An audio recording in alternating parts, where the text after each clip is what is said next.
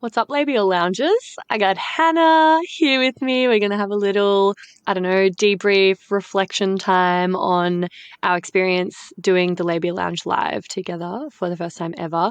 And then I've got another couple of really incredible conversations and stories that happened on the couch. And then at the end, I think I finally have some well, I don't know if it's a full resolution, but I've got some fucking goss on Bumble Guy. I've got some serious intel. I've done some pretty creepy detective work. I've been very committed to the cause for your listening pleasure. I'm like feeling slightly ethically confused about whether like how I've gone about this is even okay. Wanted to know. I really wanted to be able to wrap this one up and tie a bow on it. So stick around to the end of the episode to get the dish. Hey Hannah.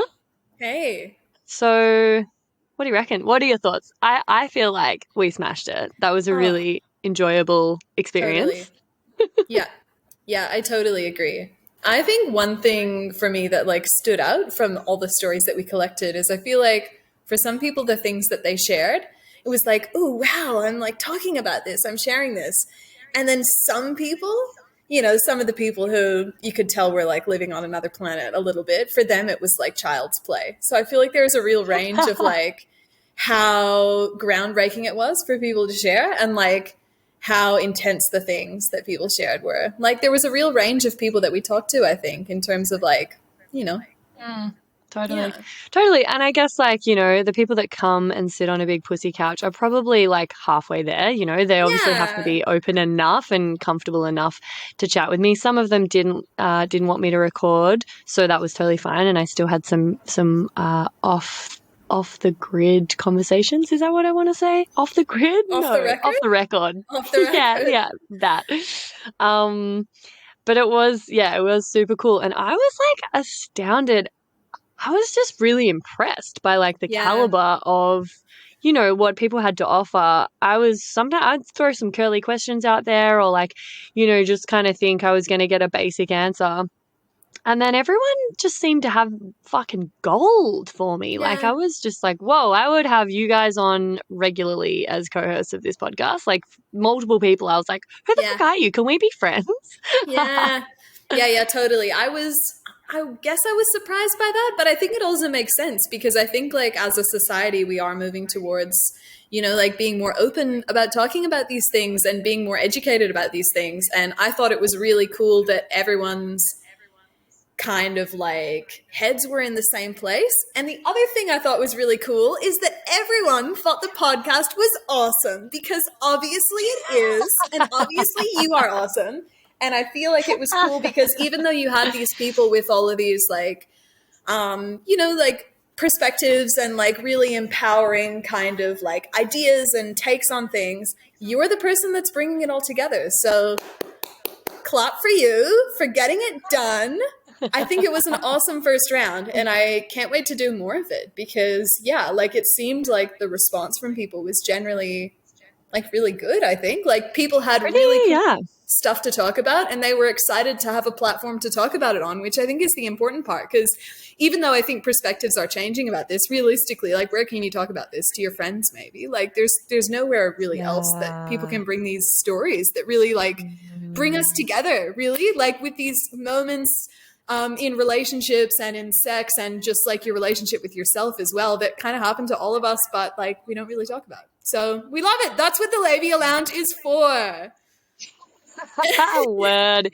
Dude, 100%. That was like, so the most exquisite thing about that experience for me was like, I got to see in real time, in real life, how my work, how the podcast, like how me and my approach is like received and how that impacts people, because I am honestly just constantly creating fucking dope free content and just like buffing it out into the vacuum of fucking social media and Instagram and internet and whatever.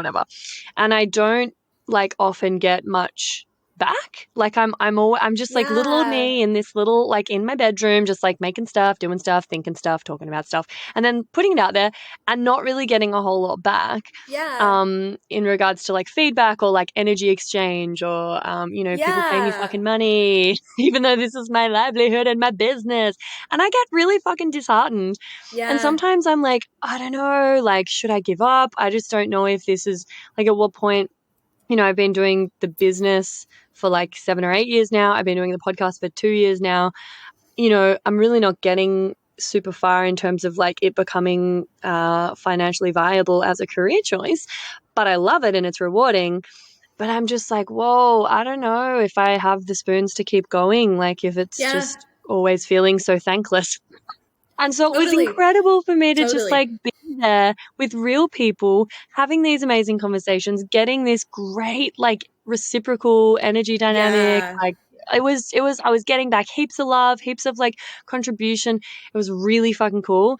And it was such a huge um it was very like affirming and reassuring to me, because it was kind of like validating this idea that I've had for ages, and I'll like think that it's going to be good, and I'm like, oh yeah, the Labia Lounge, this is going to be great. People are going to love it. Oh yeah, we'll build a pussy couch and we'll go to festivals and we'll talk about sex and it'll be great. But like, yeah, I didn't actually know if it would work out, because you know what? I've tried a lot of fucking things. Most of them haven't worked out, Mm, and I'm feeling mm, pretty jaded these days. So it was mm, really mm. nice for this idea to actually just Totally. come to fruition in front of my eyes and see it working, see people's response, Yeah. have people like giving me heaps, and then seeing how it had this ripple effect throughout the festival over the Yeah. weekend. Oh my Like, God. Yes. fuck. That was one of my favorite things, is that like people were having conversations away from the lounge about the lounge and about the topics and about like how they were feeling about it. It was cool to see. It was really Yeah. cool to see. So, I think you got to So do more of cool. it. I think this is it. Yeah, I've got the social proof now. Yeah. Yeah, it was just so special. Like, I'm getting goosebumps thinking about it, because like I guess I didn't realize how badly I needed like that win and to like have Yeah. the validation of like what I'm trying to do is good, and it is like people do want it and it will be received well. It's like, oh my God, this is incredible. I'm getting to see it like working even when Yeah. I'm not there, you know? Yeah. Um because that's like my whole thing is like better It is. communication, deeper conversations, fucking destigmatizing taboo Yeah. topics. And it was fully happening. So Yeah. I'm pretty tickled about that. Good. I'm happy that you are, because you're going to do it again soon, right? Are you going to do it again soon? Maybe? Yeah, Coming up? yeah, Coming up yeah. soon? I need to find a fucking co-pilot, because you're not able Yeah. to fly over. So this is something I learned from this experience, is like I never want to fucking do this shit alone. I do everything alone. I run my whole business alone. I do everything myself. It is Yeah. exhausting and draining and depressing. And getting to do this festival with you, who has these like amazing skills and like very complementary to my skill set, and Yeah. is equally as enthusiastic and invested as me, and just feeling like I was part of a team and I had like my vision and my dreams were being really supported by someone I love and respect, you, bitch, was phenomenal. It was like full game changer. I was like, I never want to do this shit alone. If I could somehow get really rich and just pay to fly you over every single event, I would. If you could be my business partner, that would be a dream come true.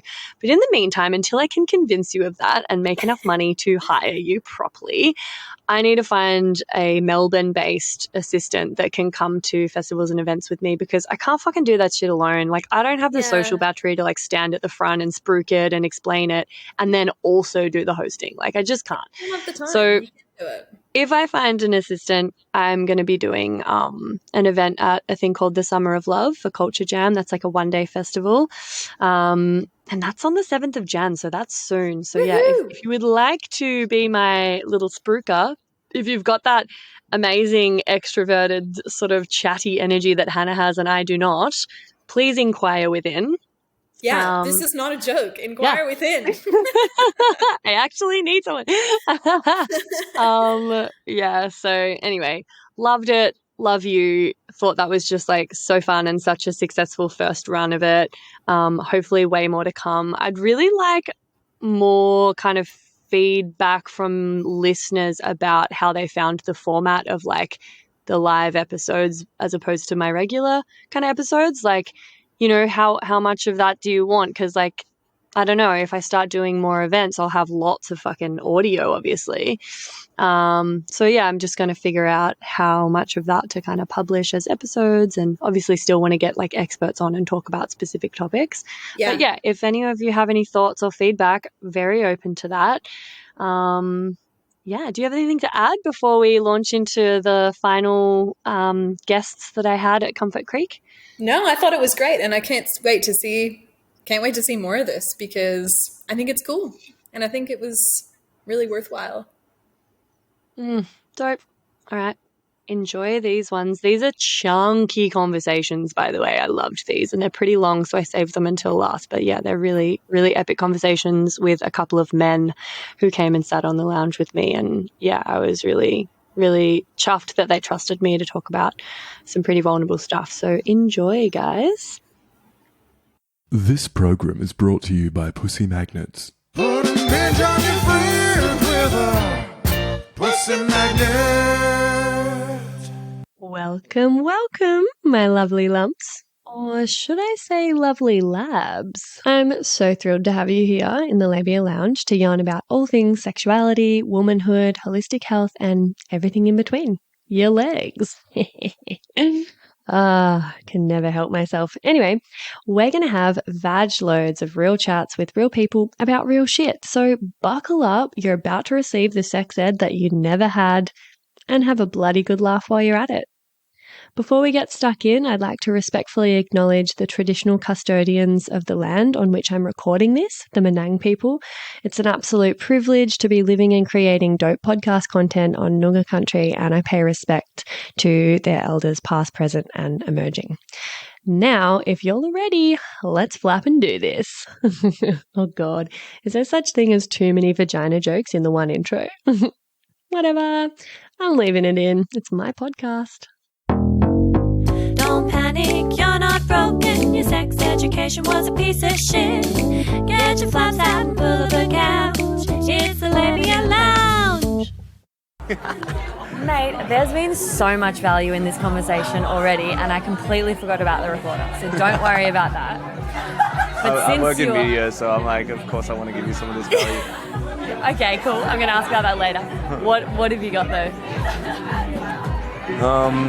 What have I got? I'm currently, in a way, on the back end of a year and a half of exploring my relating style and getting to understand more what that looks like moving forward in the future. Yeah. And in the last sort of 6 weeks, there's been a huge change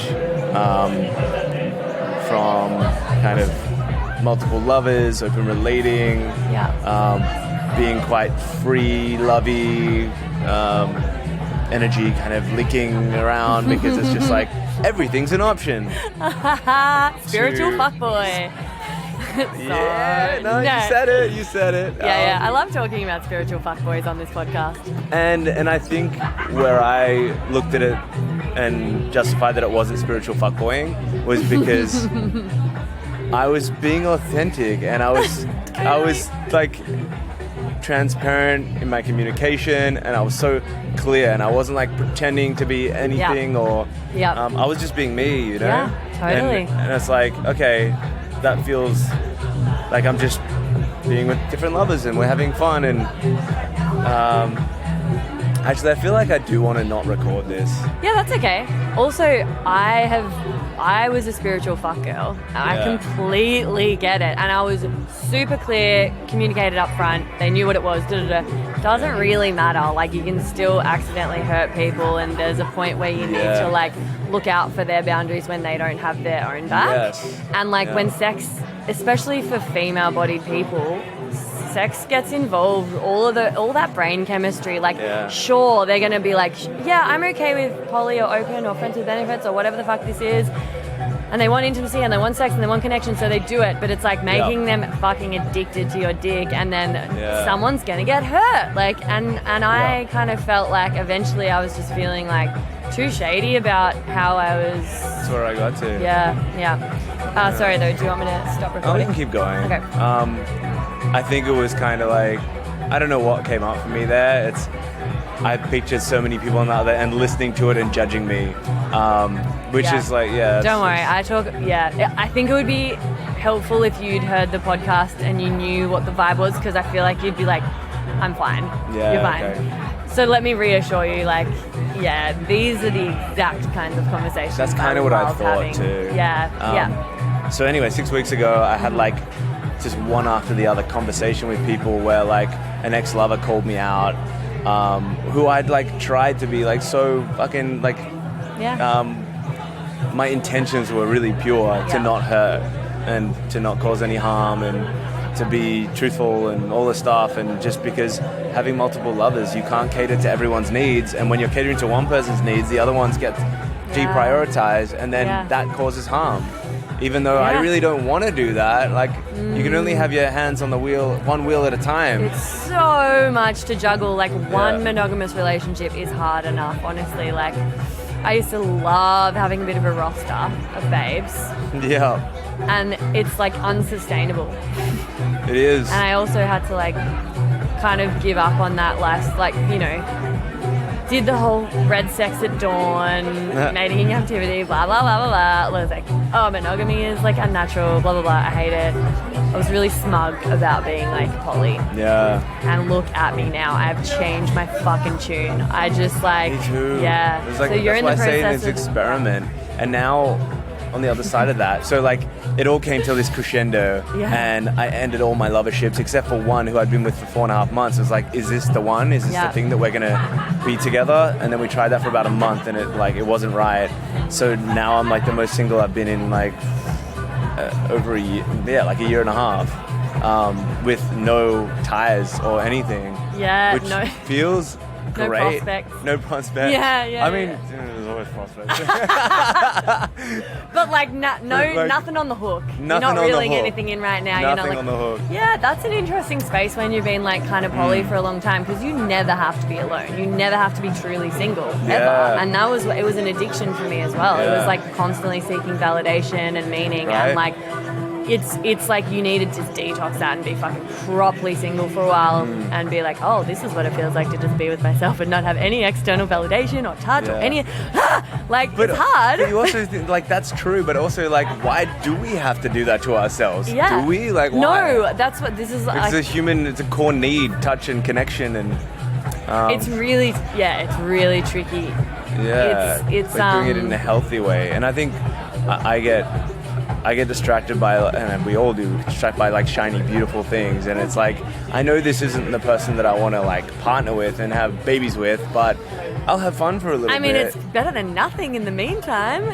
I think as I've gotten older and like thought more and more about this, and also my standards of connection and attraction and sex and compatibility and all of that are like sky high. Like the bar is so high, and it's such a specific criteria. Like I used to kind of share myself and my energy pretty willy-nilly. Not willy-nilly, but I was a little bit discerning, but not that discerning.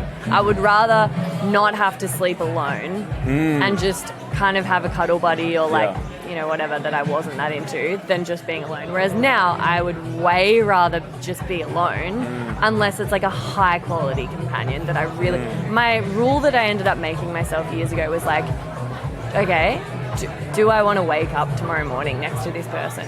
And the answer was almost always fuck no. And I was like, cool, not going to invite them home just because I want cuddles tonight. Yeah.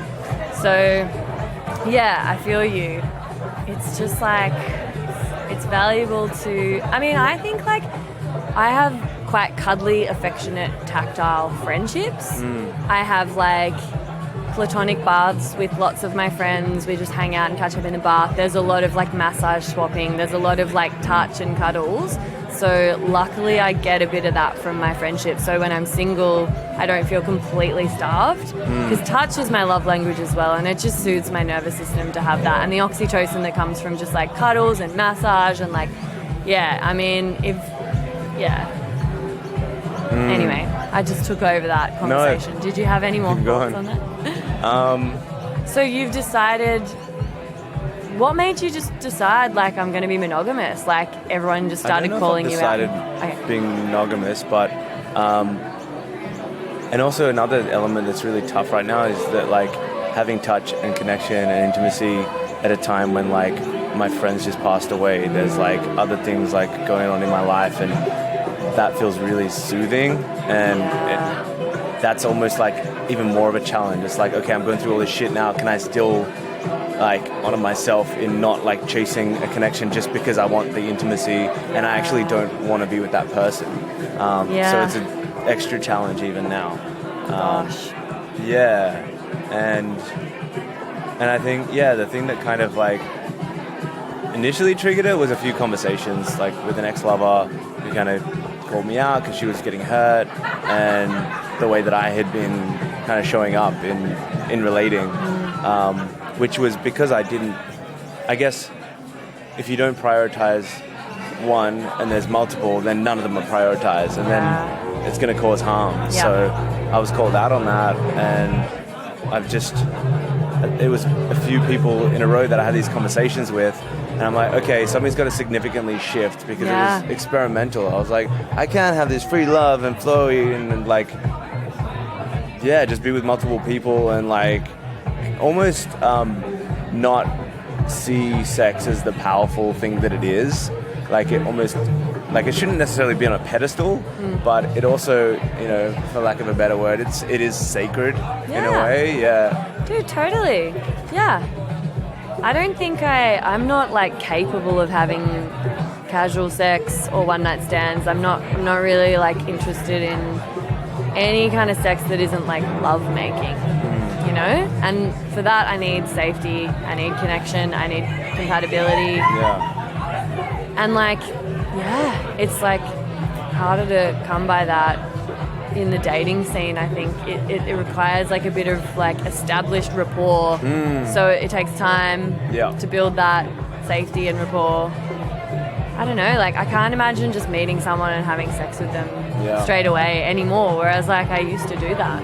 Yeah, me too. And one of the comments that she said was like, you're building a reputation. And as a spiritual fuckboy.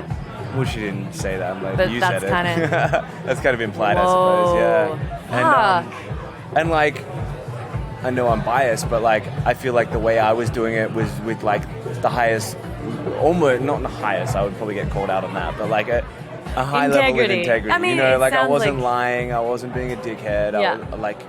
You were trying to do it right. You were trying to do it right. I was trying to do it right. And you know what? I think like you said it was an experiment, and I think the difference is like between you and actual spiritual fuckboys is like you had that feedback from people and you're reflecting on it and you're changing based on that. You're like, that was an experiment, it was fun, but I'm getting this like feedback that I'm not, you know, it's actually not great how it's being received and it's not sustainable. I'm going to have to like think about how I can change that. And that is like that, I think that's kind of rare and awesome, the willingness to like listen and receive the feedback and then like change, like take it on. That's great, because a lot of people don't fucking do that, and they're like, I'm right and I'm going to keep being a spiritual fuckboy and just doing it because I want to and it feels good and I don't really care about the consequences for other people, like, because that definitely goes on. I think what it is, and for me, and that's true, I think it's like I almost like absolve myself of the responsibility. It's like I've told you all of the things and we've had these open communications about it, and if you're going to get upset, like, you know, that's on you. And spoken like a true spiritual fuckboy. And I realized I've got to take responsibility and I have a duty of care. Fucking oath. Yeah. That was the same realization I came to. And like my friend Hannah, who's here with me, we've had conversations about this a lot, because it's like, at what point, I think duty of care is a really good way of putting it, actually. Because, you know, you can be as completely transparent and like loving and kind with your communication, and you can, you know, try to navigate something with integrity and authenticity and be very clear about what this is not, what you can offer, what you're not offering, blah, blah, blah. Like, doesn't fucking matter. Like, actions speak louder than words, and people absorb, like, they don't listen to your words. One, if they're into you, they're selectively hearing what they want to hear, and there's a shred of hope that they're going to change you. And you're going to just, like, because I would be like, I don't want to be in a relationship. I had a primary partner at the time, so if I met a new person, I'd be like, this is never going to be like what you might want it to be. I have a primary partner, this is what it can be. Are you down with that? And then kind of dust my hands and be like, cool, well, if they want to keep, lavishing their energy and kind of attention on me, then, like, I'm going to fucking lap that up and enjoy that and remind them when they get sad about it that, like, well, I did say. And, but I would, like, check in pretty regularly and, like, bring it up again. Doesn't fucking matter. Doesn't matter. Like, it's just, if they're not either, you know, poly, or they don't have that relationship style as their native language, and they're just giving it a crack for you, because that's the thing. I'd be, like, meeting people that, like, had never done poly or open relating styles, and they wanted to be with me, so they agreed to give it a go. But it wasn't for them. And there's always somewhat of a power dynamic imbalance. I think it's very rare. I think I maybe have come across it, seen it before, but not with mine. It does exist, but it's so rare. I don't see many people doing it well, and it's also because there's not a lot of scaffolding for that to be done well, because our whole society and culture is based around monogamous relationships, and we don't even do them very well. So, like, and we can't fucking communicate. We can't, like. Honestly, it's a shit show. And then we're trying to complicate things further by introducing multiple people and dynamics into it, and involving something as, like, sacred and sensitive and delicate as sex and love and, like, matters of the heart. And, oh my God, it's a mess. Like, and I just got so completely traumatized by it because I also really struggled to, like, I wanted to be with as many people as I wanted to be with, but I didn't really feel great when they were with other people. And so I couldn't cop it. And I was like, damn, if I can't allow them that freedom and be happy for them, then I can't just be, like, expecting them to be chill with me having 3 fucking partners. And eventually was like, nah, I like actually really crave the kind of safety and security and the known quantity of a monogamous relationship. And I don't think I could ever go back to like open relating. I don't have any interest in it. I was diehard for a while there, and now I've gone the opposite direction. I'm like, oh my God, all I want. Probably like 4 or 5 years. Oh, it's been a while. Okay, great. Yeah. How old did you? 32. 32, got it. Yeah, so I kind of got into this world late. I'm 34, so yeah, it's been a year and a half or so. And when I first started, I was like, wow, this is incredible. You can have your cake and eat it too. This is the best thing ever. And then, like, all the cracks are appearing. You're like, oh my God, this is not all it's like painted out to be. And and I want to have a family, and there was always this like discordance in me, because I was like, monogamy is not natural. Like, I've got the secret. I've got my cake and I can eat it too. And then I'd think about the future when I want to have kids and a family, and I'd be like, oh, how is that going to work? Like, that's just not going to work. I'm not committed enough to try to tackle that, you know, having a family and kids in like a throuple or something. Like, can't be bothered. I was like, cool, all right, time to hang up the bell. I'll just do the monogamy thing, actually.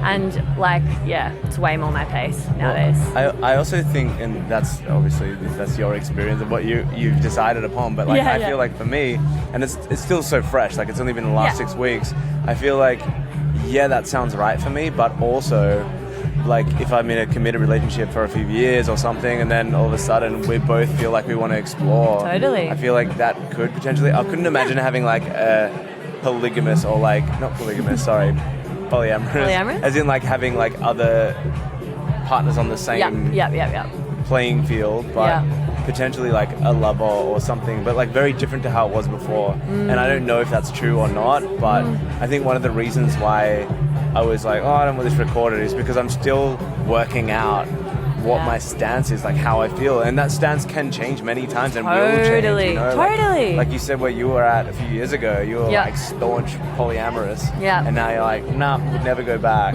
So like I think it's, for me, recordings they like stamp that in time where I'm like, I don't even know if this is true for me. Look, for the record, you're still figuring it out, and that is okay. We're all figuring it out. I might fucking change down the track. This is just where I'm at right now with it. Yeah. And I had a long period of time where I was kind of transitioning that relating style, being very conflicted. Yeah. And like feeling weird about it and what my needs were and what I wanted. So like, yeah, that's just a super interesting space that you're in, and I appreciate you sharing that with me. Thank you. And the podcast, potentially, if you agree to let me publish it. What is your take on like sexual energy? Because like, I guess my point is, in a setting like this where I'm attracted to many people here, women here, and I know this new mentality, old mentality, maybe I'd like try to find someone and like hook up or like have a dance and like, you know, whatever. But now I'm feeling like it's not quite as intense as like my tail's between my legs and I'm like kind of just like trying to like repent in a way. But it's something along those lines where I want to like come back to stasis where I'm not being that fuckboy anymore, and I'm being respectful, like completely respectful, and not causing any harm. Like, I don't even want to like dance with somebody who doesn't feel like I want to have partnership with, because then that could cause some level of harm. You know, it's like I don't even. When I say dance, I mean even just dance in like the flirtations. Yeah. Tricky. Yeah. Well, yeah, because I guess you're just trying to find a new way of engaging with sexuality and sensuality and that part of your identity and expression. But probably like looking at it through such a magnifying glass because of that recent call out or two, and like not wanting. I mean, I've got a lot of male friends who find themselves like being very like lopsided in terms of their like masculine and feminine just, I don't know, expression. Like they'll be trying to be a lot more feminine because they're so worried of making a female feel unsafe or pressured, and there's so much, they're so like against toxic masc culture that they've gone really far in the opposite direction, and then have kind of lost touch with like, I don't know, some of the more the healthy masculine. Yeah, and it sucks that they're having to be so hyper conscious and like hyper vigilant about every little thing they do and like every social interaction and dynamic, and it's tricky that we can't trust our intuition and more like non-verbal consent signals, but we kind of can't, because we can't even do that right. We can't do the consent thing right. There is a lot of like toxic stuff going on. It's so tricky. Like, I don't really understand that fully because I'm not in a male body. Yeah. But like, I hear that kind of thing coming from men a fair bit, where they're like, how do I make sure I'm still a safe space and not completely lose my dick in the process and just have no game and never actually, like, because they're like, I don't even know if flirting's okay, I don't know how to be cheeky, but yeah, not cause harm or not give the wrong idea or not make someone feel uncomfortable or unsafe. It's like really tough because like some people love being approached and having someone kind of like make the effort to pursue them, because so many women in my life are talking about how they want to be pursued, and all the men are too fucking terrified to pursue because so it's like, it's really tricky because of all this new like wave of PC culture and like consciousness around that, and then the old kind of like patriarchal like toxic masc, you know, narratives and stuff, and dating and sex scripts. And dude, I mean, none of that was an answer to your question, but it's just elaborating on like, this is a complex thing. Part of it, and I think that like that is true for sure. I see it so much, especially I live up in Byron at the moment, and it's like even more pronounced over there. The home of the spiritual fuckboy. Literally. That as well as the feminine masc, like the feminine man, it's like super common. And I guess like I don't have a problem pursuing in a way when it's like if I feel that there's something more real that could potentially grow out of that connection. But I'm talking about like if I'm just out at a festival like this, I'm single and I don't know if there's potential or not, but there's an attraction. Old me would like want to get to know them, and then like I feel like you can still get to know them and maybe just hold off on the like making a pass, or I think you can still be like a little bit flirty. You can still be kind of like, that's all a really fun and light and playful way of engaging with it, as long as you still create safety and there's no like pressure or expectation around it, and you just enjoy it for what it is, and maybe just put a ban on yourself. Like my friend and I used to just be like, right, we're not having sex for like this long, and just see how removing that as an option changed the way we behaved and how we interacted. And I kind of have put it. I said like 3-month ban. Not great. Not like in time, but like when I meet someone, I don't want to have sex for 3 months. Yeah. With a clause. There's a break clause. Oh yeah. What's the break clause? It's like if I deem, and it, like this is very subjective, if I deem that individual is like fully like on this like level of sexuality where I know that they can fully protect themselves, and that there's like, you know. Okay. So like, how would you feel about like meeting a woman who was just like, right, I just want to use you for your body?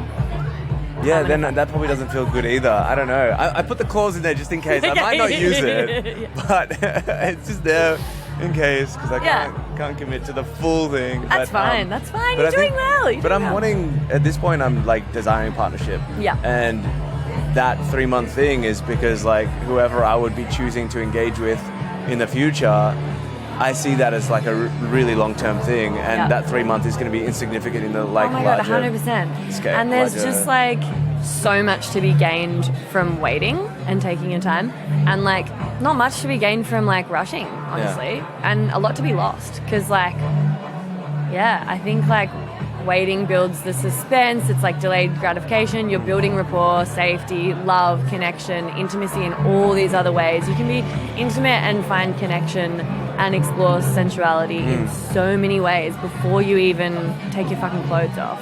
You know, like it makes sense to tease it out, and I don't know, I think people blow their load too early sometimes. Yep. True. I mean, it's probably not the best expression no, it's to perfect use. expression. I guess so. But yeah, anyway, not to shame any like premature ejaculators out there. Doing great. Wow. Well, like, I guess you can just come back and let me know how that's going for you. Like interacting with people that you're attracted to, chatting with them, focusing on connection and making sure you're a safe space. Because as a woman, I'm like, that's like the number one thing all men should be doing when they're making new friends and meeting new people, because there isn't that safety just automatically there. Like, you're a dude. There's unsafety, if anything, for a woman. Like, in our nervous systems, there's always this little, like, okay, like, is this person safe? So, doing that and trying not to have, like, an ultimatum, I guess, which if you're not having sex and you're not going to, like, take someone back to your tent at this festival, then, like, who fucking cares about just focus on having great conversations and dancing? What do you reckon? Good advice? Yeah, it is. It is. I feel like when I'm talking with you, I feel like you get what I'm saying, and you can see me and like feel my intentions and everything, but I feel like I could sound like a bit of a dickhead. Totally. It's difficult not to sound like a dickhead, honestly, talking about this stuff, especially as a man. Yeah. It's hard. I just picture people being like, this guy's a fucking No, wanker, totally. you know? I have a podcast. I think that all the time. Yeah. Yeah. But you're fine. Thanks. Yeah, you're fine. Oh, man. Courageous share. Thank you so much. That was a meaty conversation. Yeah. I told you you'd like it.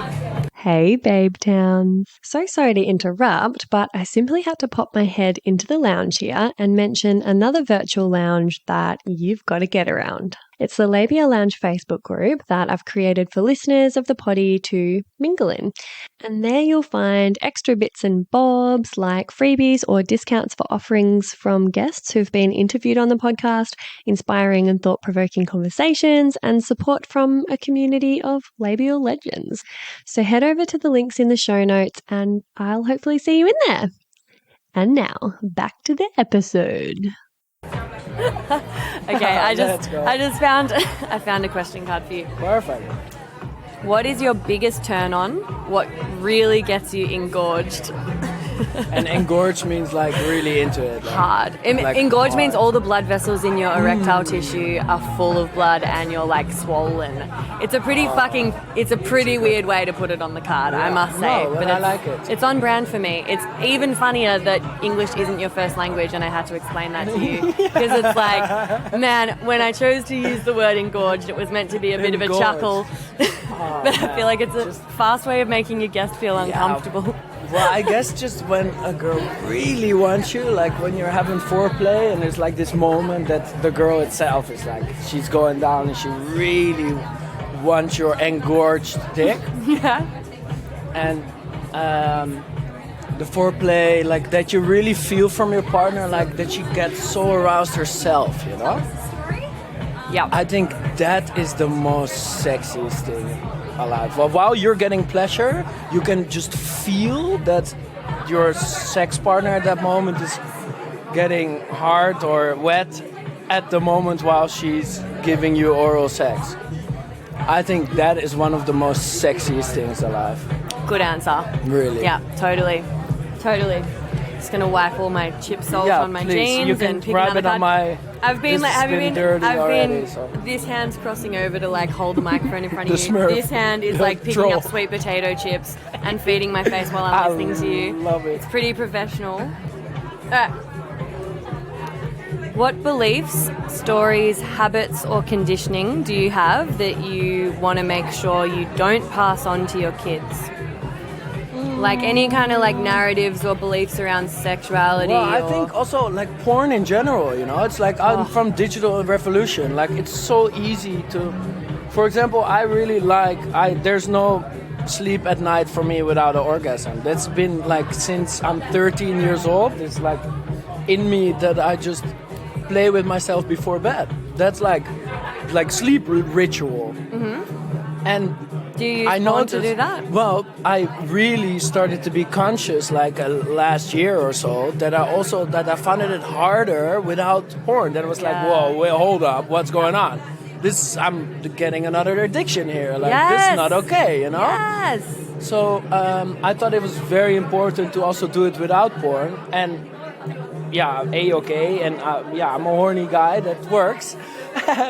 But I do made me realize like, hey, wait, hold up. There's actually already like some form of porn addiction in my head. Like this dopamine boost, you know, because it's also, I would say maybe it's also easier for men to get off, you know, like playing with yourself. Yeah.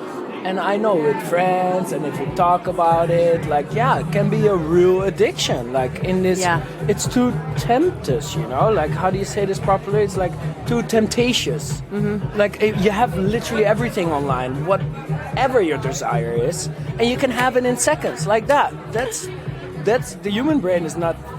Dude. Right? You're preaching to the choir. I have like a couple of episodes on porn and porn addiction, really. and you are speaking my language. Like, it's exactly as you say. So I thought it was quite scary actually to realize by myself, like, shit, it is actually already there. So I would say this is not something good. So I'm trying to build it off as well. Yeah. And I mean, I really enjoy it as well. And I'm not the guy that's really gonna exclude myself from something. It's all about being conscious and dosage, right? Really. But I think this is a very important thing where we don't put enough energy towards, because I mean, especially with the kids growing up right now, I guess it starts even earlier, right? Oh my God. They're born and raised with the internet. It's terrifying. Like, you know, we had a certain age. I don't know how old How old are you? I'm 31. Yeah. You know, and there was an age. I was pretty early with sex and trying How old were you out. when you first had sex? Well, sex with myself was pretty young, like that's 12 so or normal something. though. That's so normal. Like kids play with themselves like, for holy pleasure. shit, this feels nice. Like rubbing against the duvet cover. Yeah. Why is this so nice? Totally. Right? Yeah, no, totally. How the fuck do you stop your kids from being exposed to like a damaging amount of porn? That is I'm good scared. question. That is terrified. a very good question. I think everything is about education and, you know, no taboo around it. Really, like as soon as possible, once you feel this is going on in your kid, like in their mind, then you should talk about it. Openness is everything. I have the privilege that I was born and raised by my parents are very open, and they always. Yeah, where are you from? I'm from Amsterdam. Okay. Yeah, Totally. and like beautiful, bit hippie parents, you can say as well, like open-minded. Yeah. And if I look back and if I look around me right now with the friends I have, and I'm very grateful with the education around sex, drugs, and rock and roll actually as well. Like, Totally. it's so important that you be prepared for these things and like these small life hacks. You are so lucky that you had that upbringing. And especially in Australia, it's a thing, man. Oh my like, God. Man, this your whole new generation. Like, I talked a lot about this because I think it's very interesting why you have the binge culture, and I've been working on a lot of festivals, but the younger generation, you guys really have to protect yourself from the younger generation, otherwise they go mental. We don't have that back home. Like, there's a certain point at which our youth is also like, no, okay, we don't get so cooked that we drown ourselves, for example. Like, all Binge these safety culture things is- here with festival, that was like, why are we not doing this sunrise set here? Yeah, we can, because otherwise, we can't program here because it's too dangerous with the water. And I'm like, what? Are we going to create magical moments, or is it... No, Australians can't be trusted. No, it's they're crazy, cunts. Honestly, like, we are always talking about how places over in Europe are fucking doing it right, because the binge culture here is atrocious. And like, it's interesting talking to someone from over there who's had the privilege of that kind of upbringing, and you now have that relationship with substances and sex and, your elders and things like that. We just fucking don't have that. The difference in those, it's very interesting how that works in my eyes. Yeah.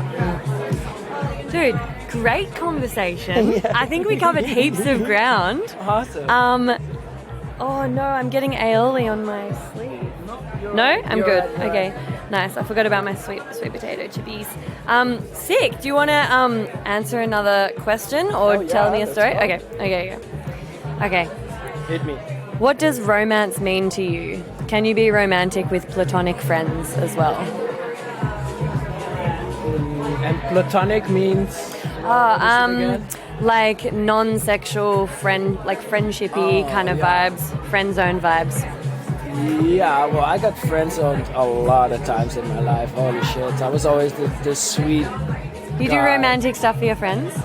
Well, romantic stuff. No, I think I am romantic with my lovers, but... well, there's some friends I share like romantic things with, and then... like when you share a moment and then you hug each other and like, this is really romantic. But then there's, because we both know that's okay. So like, what does romance mean to you? And do you have a better word for it? Like, it's an English word, obviously. Romance, it's really the small things in my eyes. Like,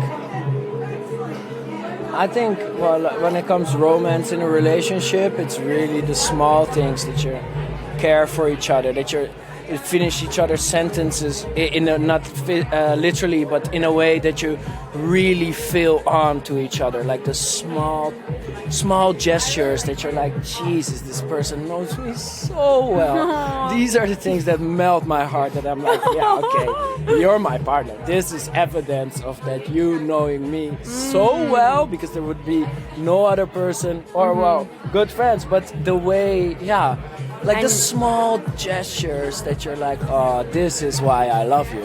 This is why we're together. What are some gestures you've done? I try to think about like favorite hits, highlights. Well, there was my first love of my life was back in Amsterdam, and got me doing some crazy shit. I literally like rode back to my house, like on my bicycle, of course, as we do in Holland.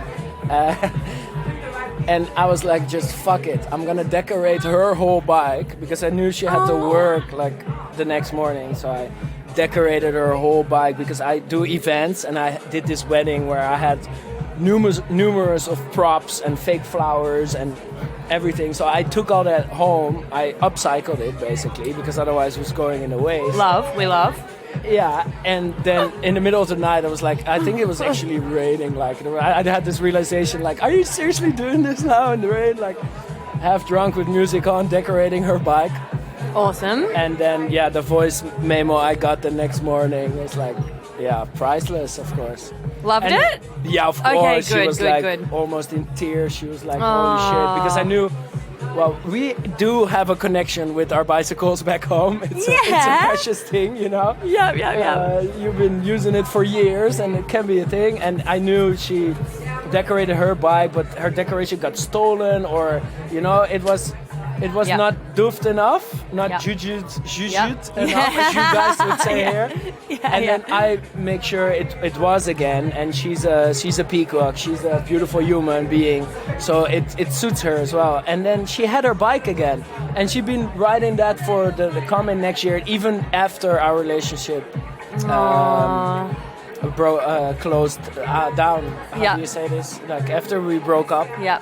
We're still really good friends. Nice. And she's gonna have babies with one of my best mates now back home. Gorgeous. So she's staying in the family, and it's beautiful how that works. Sick. Oh my God, I love that. Thank you That's a so pretty good much. story, It's a great story. I love romance, and I feel like I'm often just going way like over the top. Doing like grand romantic gestures or like little sweet things. Like I fucking love it. I froth it. And I've never really been with a partner that's very romantic, and I feel like it's falling on deaf ears sometimes. And like in the past, I've done these like elaborately romantic, thoughtful things, and my partner's just been like not into it. Really? Yeah, and it's but Devo. that's not the partner. I know. Well, obviously, I'm not with them anymore. Yeah, No. but I love that shit. I think it's like so fun. It's the small gestures, you know, really, that makes your partner smile in a way that only you can do, I guess. Yeah. Yeah, cute. All right. Excuse the interruption, my loves, but I'm shamelessly seeking reviews and 5-star ratings for the potty because, as I'm sure you've noticed by now, it's pretty fab. And the more people who get to hear it, the more people it can help. Reviews and ratings help me curry favour with the algorithmic gods and get suggested to other listeners to check out. Plus, they make me feel really good and appreciated as I continue to pour my heart and soul into creating this baby for you. And I promise I don't mazz over them or anything. I mostly just tuck them away for a rainy day when I'm filled with self-doubt and existential dread about being self-employed, which is fairly frequently. So you see, leaving a review really does make a difference, and it's an easy little act of support that you can take in just a minute or two by either going to Spotify and leaving 5 stars for the show or writing a written review and leaving 5 stars over on Apple Podcasts. Choose your poison, or if you're a real overachiever, you could do both. Whoa now. If you are writing a review though, just be sure to only use G-rated words because despite the fact that this is a podcast about sexuality, words like sex can be censored and your review won't actually show up. Lame. Anyway, oh, what was that? Oh, you're going to go do it right now while I wait. Okay. Yeah. No, that's a great idea. May as well just quickly click that 5-star button before we get on with it and, forget about it and get on with your day. I'm hearing them roll in. I'm hearing those 5 stars. Oh my God, I make myself cringe. Anyway, thank you muchly. You're a total gem, and I'll let you get back to the episode now. All right, gang, it is finally time for what you've all been waiting for. We're gonna demystify this whole Bumble guy, Bumble chick situation. So I was just like, yeah, I'm never gonna find out. I guess that's that, like he's not gonna get in touch, he's not gonna listen, blah blah blah. And then I was going to a funky fresh pool party on the weekend and I was feeling pretty flat, and I was like, oh, I'm going to just have a scroll through the list of attending to see how many people I know and, if there's any bosom buddies I can rely on being there and just sort of huddling next to in case I don't want to talk to anyone new. Introvert behavior. And I looked through the list of attending and I saw this photo that I recognized, and it was him. It was Bumble Guy. And I was like, holy fuck, okay. So here's his Facebook profile. Great. And I literally drove home to pick up my recording gear before going to the pool party because I was like, oh my God, imagine if he goes and then I get to actually just chat with him. Like, okay, I'm going to have my recorder with me. Anyway, he didn't go. So that was a bit disappointing. But I was like, okay, Damn. what his Facebook name is, I'm going to hit him up, send him a little message.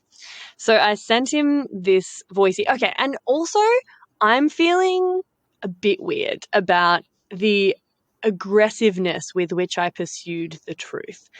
I would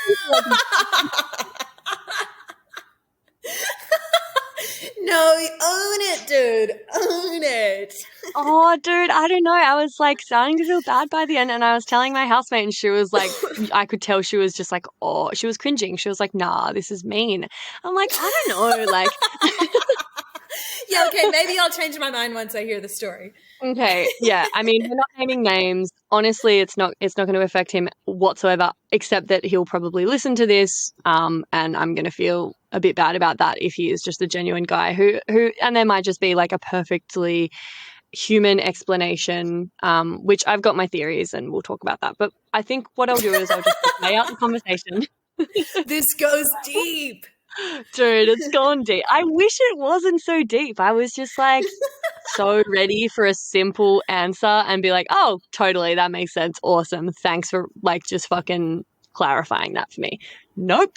No, it got pretty complex. And I'm going to lay it all out and then we can kind of discuss and then decide whether we even publish this because I feel like an asshole. All right. So I started off by sending him this voicey. Hey, mate. Excuse the random message out of the blue. I went to a party on Sunday and when I was looking at the list of people attending, I recognized a photo of you and found your Facebook profile and I was like, hang on a minute. That's Bumble Guy. That's the dude from Comfort Creek. And I don't know if you're aware or if you've listened to the last couple of episodes, but there's a bit of a running mystery that centers around your story about how you met a chick on Bumble and she told you about Comfort Creek and you bought a ticket, blah, blah, blah. You know the story. But basically, I just have to get in touch to get to the bottom of it because there's a few people waiting on the edges of their seats to figure out what the story is from your side.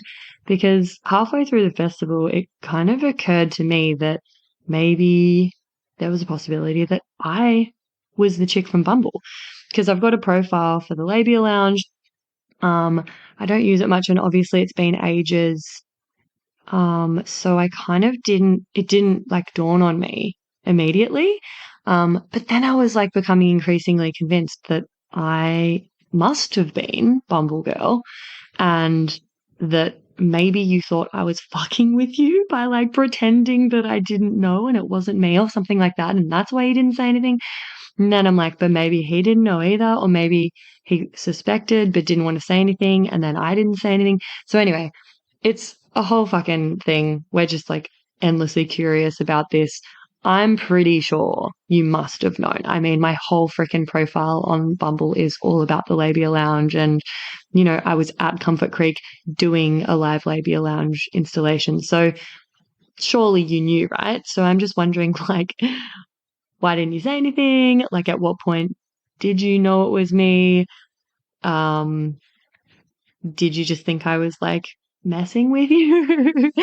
Because yeah, I just genuinely didn't realize. And then when I sort of thought, oh fuck, maybe it is, then I just felt so awkward and weird that I avoided you for the rest of the festival. But now I'm like, no, I need to get to the bottom of this. I need to find out what the situation was from your side.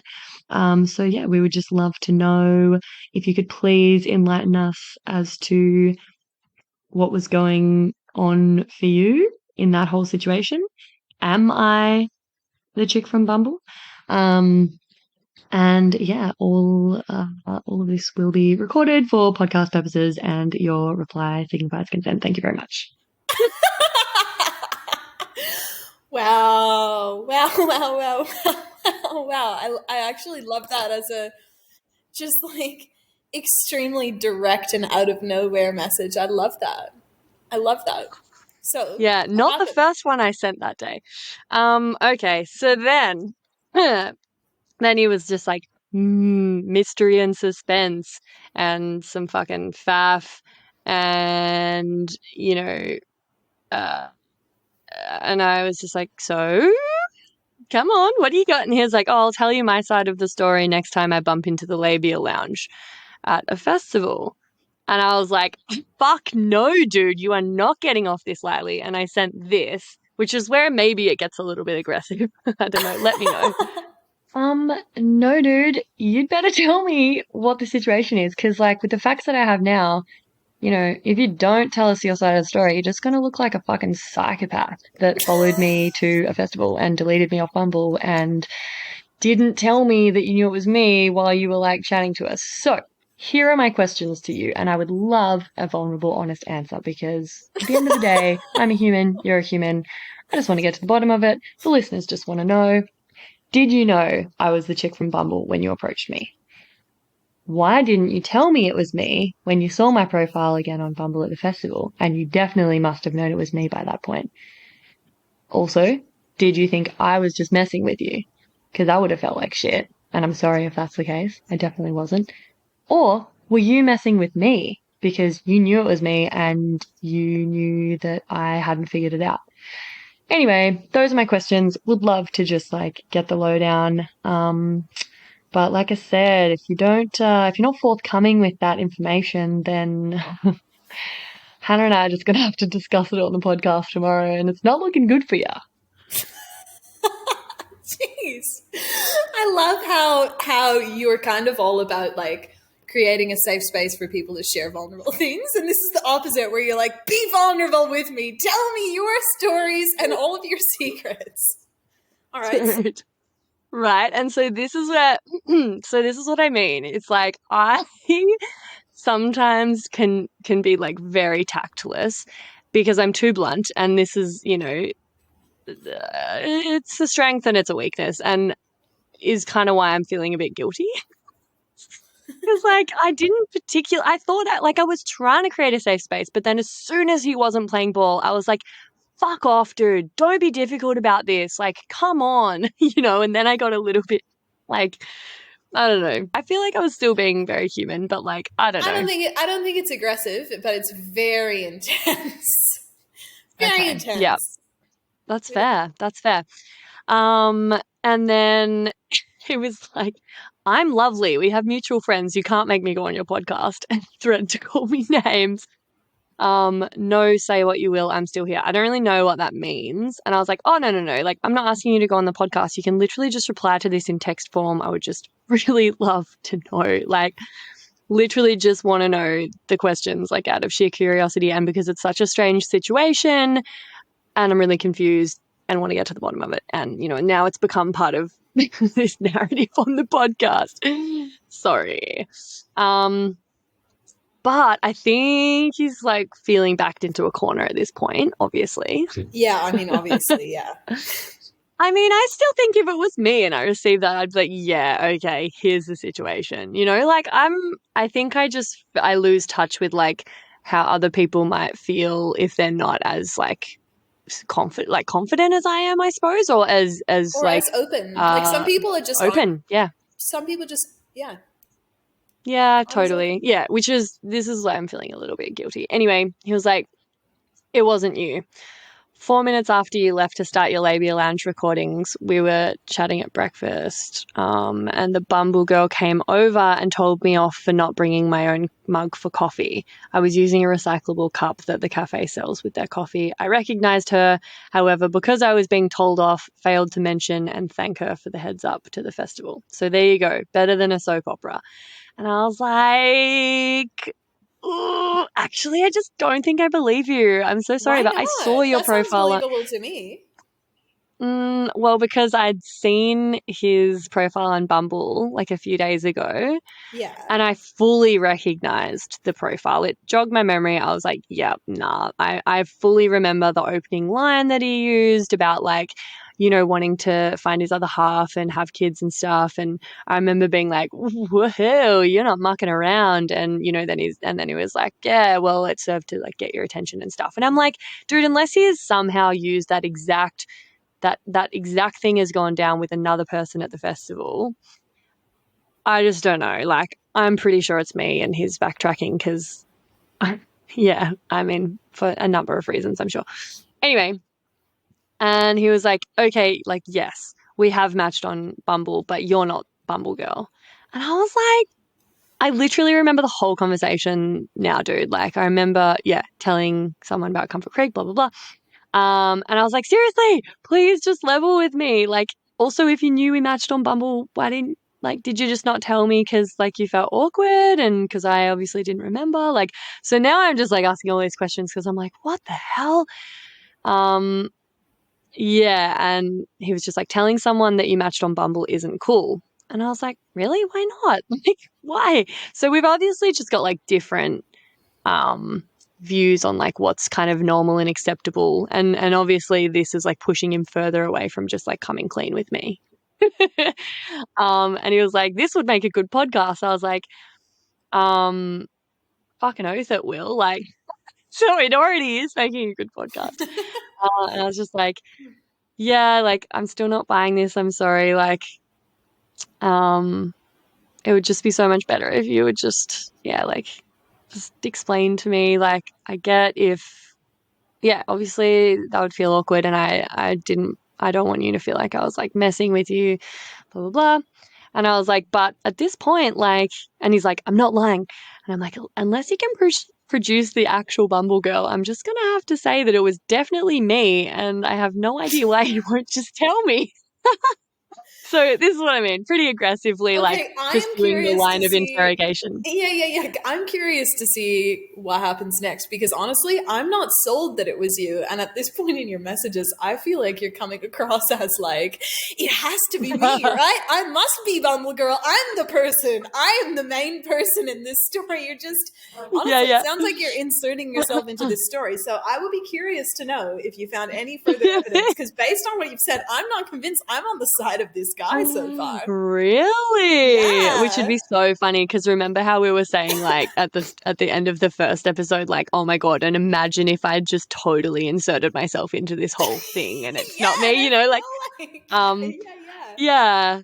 And but then this is where he like fully digs his hole because I was also like, fuck. Yeah, okay. But I do remember his profile and I do remember that conversation and it's a fucking small festival. So honestly, like, come on. Anyway, he's like, it just gets stranger. Bumble Girl is also a sex therapist. And I was like, what? Like, who is she then? Like, so have you had more contact with her since you realized who she was at the festival? Because, like, that would be really helpful just to tie a bow on this, like, especially if I can, you know, just verify that. And then he's just like, yeah, she told me off for not bringing my own cup. There was no way I was going to go talk to her after that. She didn't say hello. She just tried to rip my head off. And I was like, oh, I mean, okay. I was like, how do you know she's a sex therapist then? From our Bumble conversation. And I was like, as if you wouldn't have told us that detail when you were telling the story. Like, anyway, and yeah, she said she was doing massage at the festival too. And I was like, well, that's easy enough to fact check. I fucking know all the people doing massage there. I'm like part of a group chat with them. Most of them are my friends. And so I was like, dude, this is like a pretty big hole that you're digging. Just saying, because like I can check this. And he was like, I'm not digging a hole. It's the truth. And I was like, well, what's her name? And he's like, oh, this is like a Seinfeld episode. And I was like, yeah, I know. Feeling a bit gross about how persistent I am, but you know, whatever. Gotta get to the bottom of it now. Honestly, I feel like at this point, if you've sent the messages you have, you might as well just go all the way. Like, he thinks you're weird and intense, so like just keep going with it. Totally. So. Exactly. And he was like, I don't know her name. I don't want to know. You know, she was a bitch to me, bit my head off for the coffee cup thing. I was like, geez, I just can't imagine that even happening. But at Comfort Creek. And I was like, but you literally said to me like at the festival that you'd found her on Bumble again that day. So now you know her name and what she looks like. You know, like he said that to me. And so I was like, how have you forgotten already? Like, and he's like, I don't want to know. And then anyway, so I was like, all right, sex therapist who did massage at Comfort Creek, went into the group chat that I'm part of with the other massage people and workshop facilitators there. There's like, 4, women, and yeah, I've just kind of, some of them are in relationships, some of them I know are absolutely not sex therapists. There ends up being one that it could be. And I was like, oh my God, dude, this is amazing. Like, maybe it's not me. Maybe it's this chick who I actually got a massage from. And I think she does, well, she's not a sex therapist, but she does something kind of in in that realm, and so I was like, oh my God, is it so-and-so? I actually like got a massage off her. Like that checks out if it's her. And he was like, I have no interest in finding a lady who was mean to me for your podcast. I don't want to know. I was like, but like, does that name ring a bell? Because just saying, it is honestly the most uncommon name you've ever heard. You would fucking remember. Yeah. And I was like, don't worry, like, I'm not going to put you in touch with her or anything. I'm just trying to find out, was this her name? And he was like, no, that doesn't ring a bell. I've wiped it from my memory.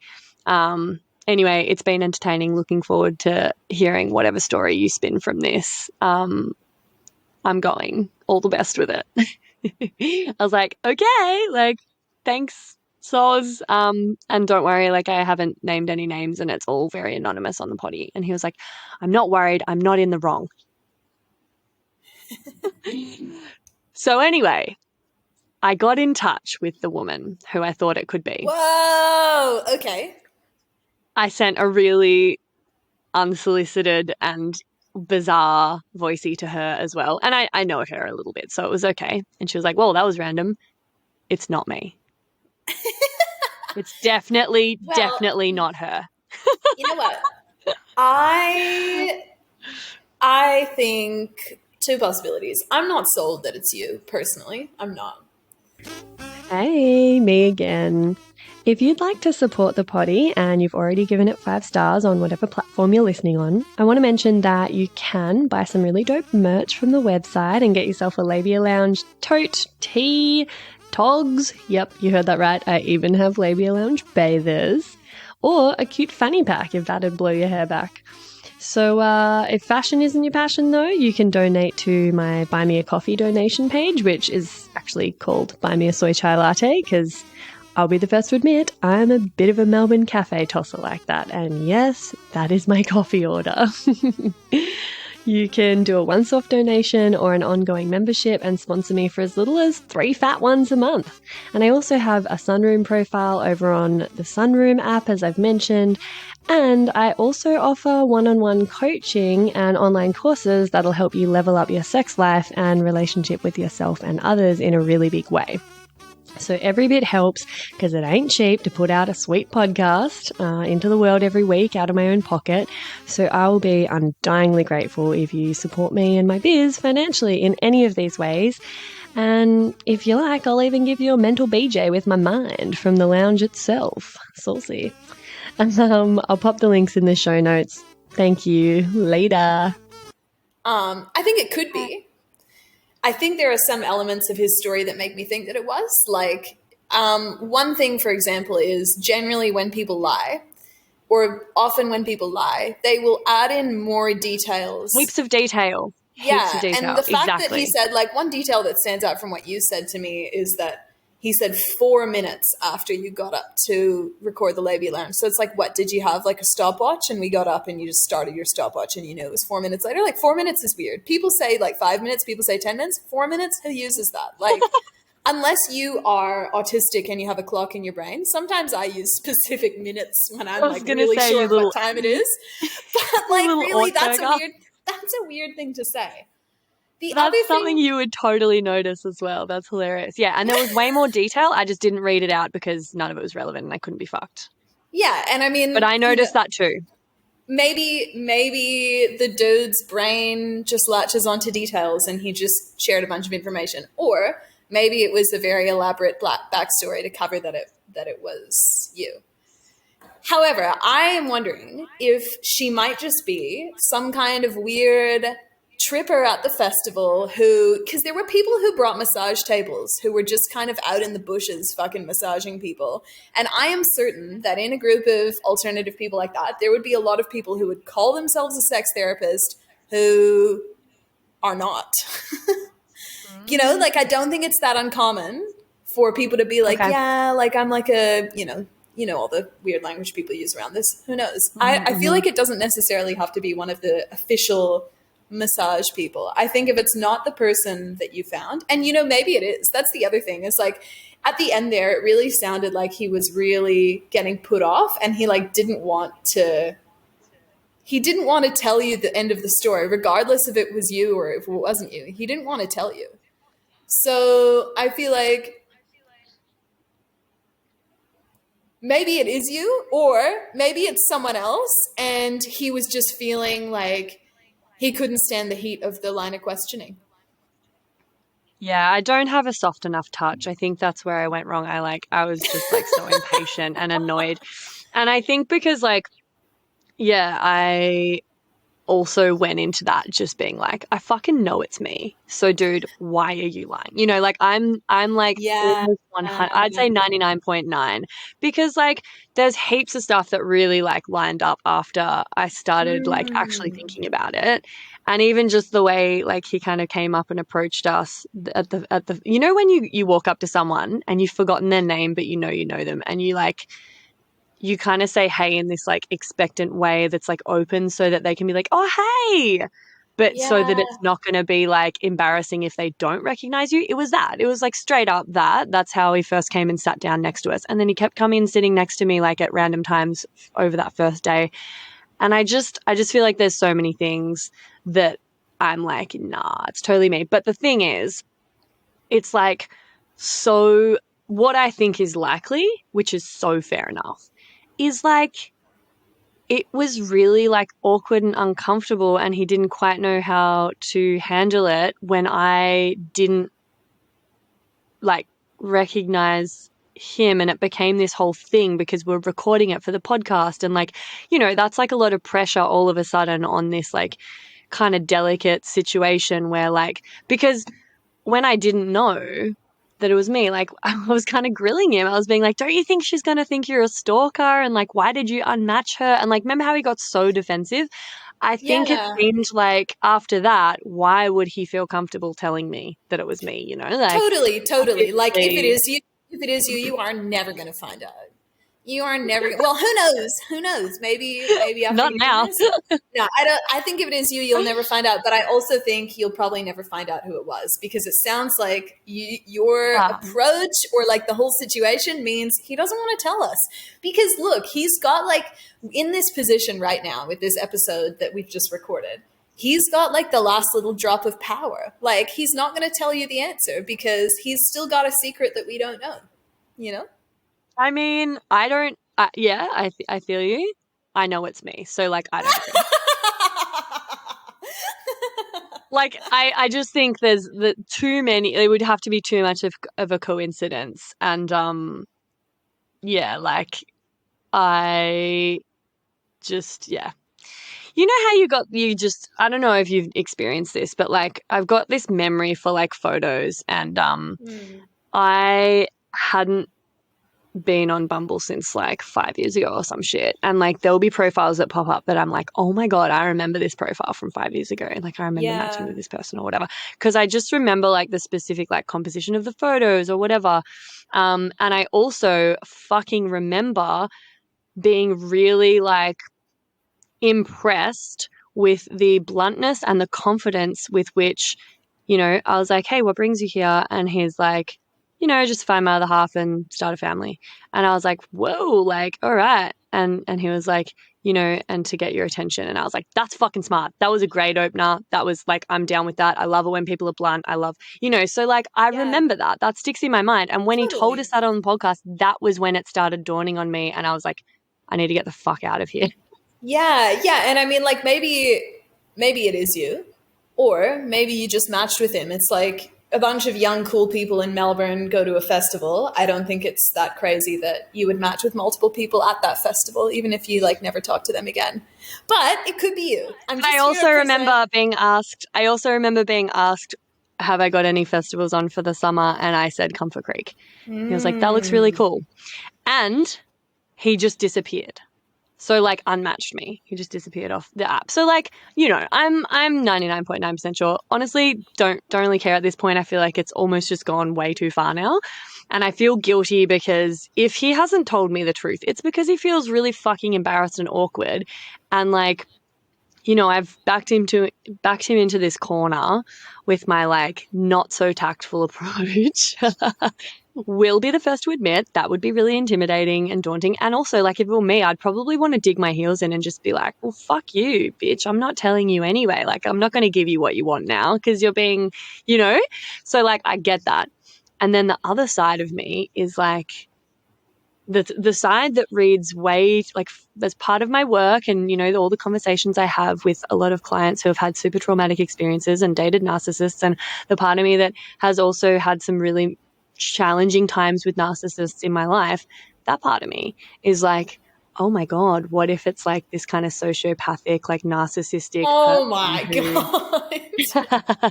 who like is behaving in this really fucking weird way and then gaslighting me and like, do you know what I mean? Because it's like they're out there, they're way more fucking common than you think, and there's a whole lot of like hallmark behavior and red flags that I'm now uber sensitive to, that I'm like, you know what? Wouldn't surprise me.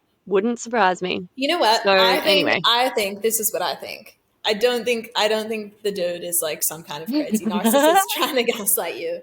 If it is you, I think he matched you on Bumble because you're cute and he thought you were interesting and you had a bit of a chat, and he went to the festival because the festival looked cool. And then when he got there, he was like, oh, no way. That's like that person I matched with on Bumble. Came over, realized how intense it was to potentially get grilled about the whole origin story, and has ever since been trying to escape your clutches. No, but he kept approaching me multiple times after that. That's true. Well, that's and asking me about my romantic life. And like leaving little crumbs by being like, yeah, I like found her on Bumble again, so now I know what she looks like. You know, like, I don't know. I feel like he was kind of fucking with me a little bit as well. Anyway, I feel like that's a wrap. I guess we're all just fucking flawed humans and we'll probably never know. But generally there's like a pretty like relatable explanation with this stuff. You know, I remember when I was younger just like maybe telling a little white lie or getting into a situation where I kind of had to just like continue on this like line of, I don't know, like I would just get myself in deeper and deeper to try to stick with my story. And then I'd be like, fuck, I should have just told the truth in the first place. It's too late now though. I have to really like commit, you know? And I feel like we've all probably had some kind of experience like that. So yeah, anyway, sorry Bumble dude if I was a little bit too confrontational, but you know, that's how I roll. And I feel like I have an intensely low tolerance for lying and for not being super open and vulnerable and honest like I am. Don't have time for it. So that's why I behaved like that. Yeah, look, you are not the woman for him, but if you are listening, Bumble Guy, I hope you find that wife and kids you're looking for. Maybe in a less intense package than Freya. Maybe someone who's not going to back you into a corner. Maybe someone who's going to like match with you on Bumble, find out an event you're going to, buy a ticket immediately, and then unmatch you and go there alone. That's your kind of gal. Exactly. Instead of someone who's going to pursue you like a detective. And you know what? And put you on a podcast. The world needs detectives. So, hey, it was fun. Here. I had fun with it. Cool. Sick one. All right. Well, that concludes Comfort Creek Live Part 3. If you're still with us, fucking well bloody done. If you've got any theories or intel, feel free to hit me up. And as usual, I'm always open to feedback. Like if this just seems like an unnecessarily cruel thing to have done to a fellow human, which there's a part of me that's like a little bit worried about, you know, it not being cool, because I never want to make people feel, you know, unsafe or or attacked, yeah, feel free to let me know that as well. But yeah, like I said, I have a very low tolerance for anything other than transparency, because I have had a lot of narcissists and gaslighting in my life. So that's there for context. Totally. And I mean, I think part of the reason we did this whole investigation is because this guy was pretty keen to chat to us. And if he really didn't want to talk to us, he wouldn't have had to, right? Like at the end there, when he was kind of done, he was like, all right, I'm out. Like, good luck with the podcast. So Totally. I think it was all done in the right context. But yeah, very funny, very intense story. And I guess if you're listening, you can be the judge. Maybe you're like me and you're a skeptic, or maybe you're like Freya and you are 99.99% convinced. Cool. All right. Peace out, everyone. And that's it, darling hearts. Thank you for stopping by the Labia Lounge. Your bum groove in the couch will be right where you left it, just waiting for you to sink back in for some more double L action next time. And in the meantime, if you'd be a dear and subscribe, share this episode, or leave a review on iTunes, then you can pat yourself on the snatch, because that, my dear, is a downright act of sex-positive feminist activism. And you'd be supporting my vision to educate, empower, demystify, and destigmatize with this here podcast. Also, I'm always open to feedback, topic ideas that you'd love to hear covered, or guest suggestions. So feel free to get in touch via my website at freyagraph.com, or say hey over on Insta. My handle is Freya_graph_YMT, and I seriously hope you're following me on there, because damn, we have fun. We have fun. Anyway, later labial legends. I'll see you next time.